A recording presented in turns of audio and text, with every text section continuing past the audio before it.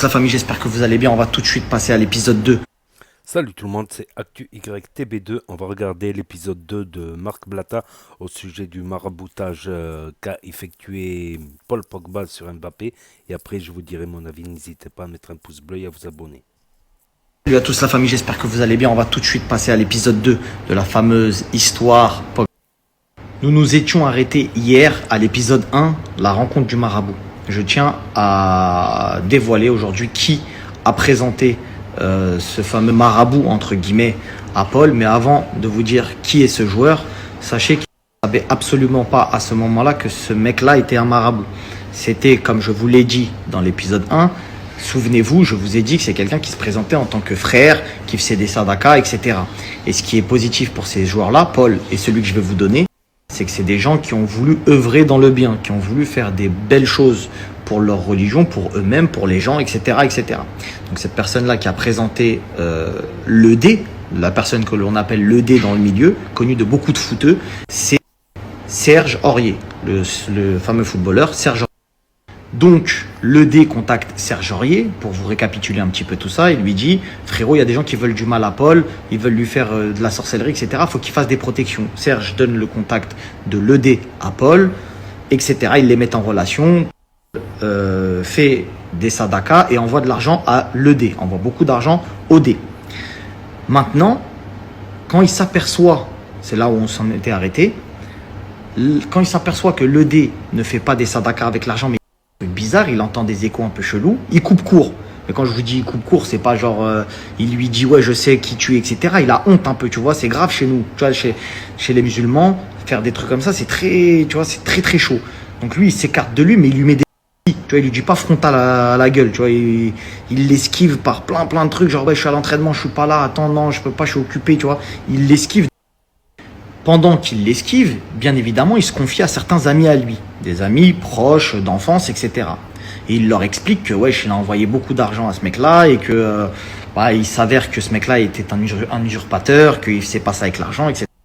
Et ses amis, donc ses proches, ont vu chez lui une faiblesse dans cette histoire-là. Ils ont vu que c'était quelque chose qui était chaud et qu'il fallait pas que ça se sache. C'est comme s'il avait confié un secret et que eux ont vu une faiblesse en ça. Ils ont commencé à réfléchir à un plan et un jour ils ont appelé, donc les proches de Paul l'ont appelé dans un appartement en mode ouais viens frérot s'il te plaît on doit te parler, etc. Mais des amis d'enfance, je vous parle d'amis d'enfance. Ils l'ont appelé, ils lui ont dit frérot vas-y viens et tout, ils savaient qu'il était là, ils lui ont dit vas-y viens on doit te parler, etc. Arrivé dans l'appartement, il tombe sur 6 potes à lui qui commencent à le rendre fou. Ouais, mais ce jour-là, tu te souviens, c'est ta faute, machin. Ils lui tombent tous dessus. Ouais, on t'avait protégé là-bas, etc., etc. Et là, d'un coup, dans les 6, il y a 2 mecs qui se lèvent, qui vont dans une pièce, et t'en as 2 autres qui rentrent cagoulés avec un fusil d'assaut. Et il le braque. Et là, il comprend pas, le mec, tu vois, il est avec ses potes, d'un coup, ça vient, ça le braque dans... Et tu vois, et genre, personne parle, et il y a un mec qui sort un téléphone qui l'enregistre, l'autre braque, et celui qui l'enregistre, il lui parle. Il lui dit ouais frérot, t'as fait de la sorcellerie sur Kylian, tu crois on n'est pas au courant, t'as payé le dé, machin, nanani, nanana. Lui, il est là, il dit non, moi, qu'est-ce que vous me racontez? Pourquoi vous me parlez de Kylian? C'est quoi l'histoire? Qu'est-ce que vous me racontez? Des fous et tout machin. Et lui, il le force. Ouais frérot, arrête de nous prendre pour des cons, on sait très bien, en plus nous on t'a protégé, etc., etc. Tu nous dois 13 millions. Tu nous dois 13 millions, ça fait 13 ans on t'a protégé, t'étais pas au courant. Aujourd'hui, machin, tu nous dois 13 lourds. À la fin, quand ils lui disent tu nous dois 13 lourds, le mec qui l'a enregistré, il prend son téléphone, il lui montre, il le met dans sa poche et lui dit ça, pour l'instant ça sortira pas, ça reste entre nous. Lui, il comprend pas trop le bail, il dit mais de toutes les façons dans sa tête, il se dit de toute façon je peux tout sortir, j'ai jamais fait ça, tu vois ce que je veux dire, et tout se prouve. Donc le mec lui fait comprendre qu'il a un enregistrement dans son téléphone où il y aurait suspicion de sorcellerie sur Kylian et il lui demande 13 millions. Sous la menace de l'arme, Paul accepte.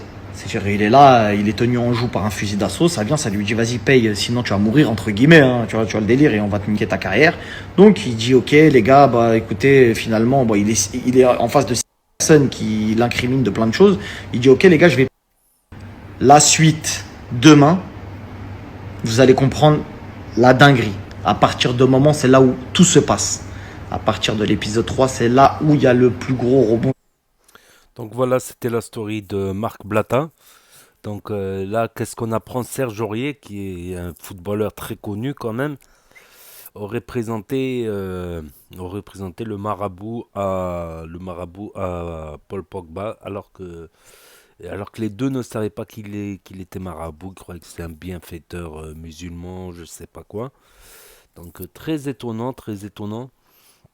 Et là, carrément, la version de Marc Blatta, elle disculpe carrément Paul Pogba. Elle disculpe carrément Paul Pogba qui aurait, sous la menace d'armes, avoué qu'il a ensorcelé Mbappé alors qu'il n'aurait jamais ensorcelé Mbappé. De... Donc là, il y a des questions à se poser, beaucoup de blabla. Là, on a du blabla de Blata. Il y a beaucoup de blabla, mais entre le Mathias Pogba, qui lui incrimine clairement son frère dans les histoires de sorcellerie, tout ça. Et là, maintenant, il y aurait carrément une extorsion avec tout ça. Donc, dans le troisième épisode, ça sera du lourd. Mais pour l'instant, ce que je dis, c'est que c'est du blabla, c'est qu'il n'y a aucune preuve. On n'a pas des écoutes, on n'a pas des audios, on n'a pas des messages, on n'a pas des certaines preuves. Pour l'instant, c'est que parole contre parole. Voilà, tout simplement dans cette affaire. Donc, on va voir ça. Donc, il y a aussi, comment il s'appelle? Il y a aussi, comment il s'appelle? Je sais plus qu'est-ce que je voulais dire là. J'ai été déconcentré par un truc. Ouais, je disais, il y a Mathias Pogba qui dit qu'il va y avoir un gros rebondissement dans cette affaire. Donc, on va suivre ça de très près. Donc, n'hésitez pas à vous abonner, à dire ce que vous pensez en commentaire, à cliquer sur la cloche. Et je vous dis à très bientôt, les amis, les potos, pour de nouvelles vidéos. Merci d'avoir regardé. C'était Actu YTB2. Tchuss.